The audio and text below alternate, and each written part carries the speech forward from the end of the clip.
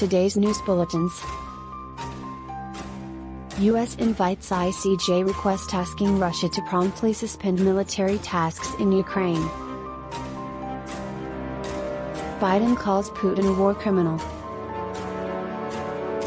President Joe Biden calls Kamala Harris First Lady. Crowd bursts into laughter. UK to supply Starstreak anti-aircraft missiles to Ukraine. U.S. financier blasted for criticizing Zelensky's outfit. Coronavirus peak in South Korea, lockdown in China, new variant in Israel, WHO warns of new wave.